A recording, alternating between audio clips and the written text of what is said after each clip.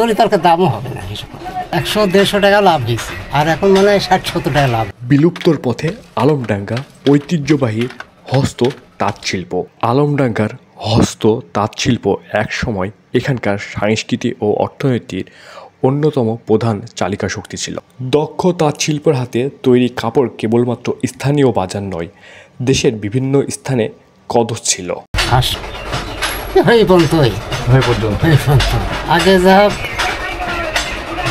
100-150 টাকা লাভ হয়েছে, আর এখন মনে হয় 60-70 টাকা লাভ হয়।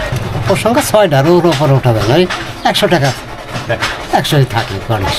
6 খান তো হয় না, 4 কোনো হয়, 5 খানও হয়, আবার কোনো দিন 3 খানও হয়, এবারে 6 খান হয়। তাই তৈরি করি চলে না, চলে না।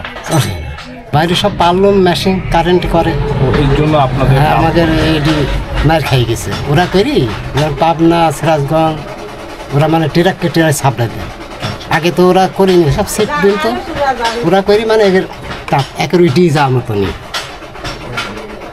লাভ ভালো ছিল। এরা খাইয়েছে, ভালো ভালো খাইয়েছে করেছে। এখন সুতার দাম কেমন? সুতার দাম বেশি, কেজি 165, আর কাপড় দিতে হয় 180 টাকা। লাভ থাকে আমাদের যেটুক থাকে ওই।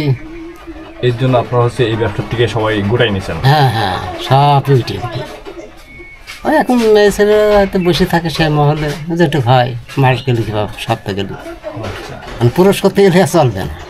কালের বিবর্তনে এই ঐতিহ্য কেবল বিলুপ্তর পথেই। সরকারি বেসরকারি প্রতিষ্ঠানে উদ্যোগ নেয়, প্রশিক্ষণ ও অর্থ সহায়তা প্রদান করে, তবে এই ঐতিহ্যবাহী শিল্প আবার ঘুরে দাঁড়াতে পারে।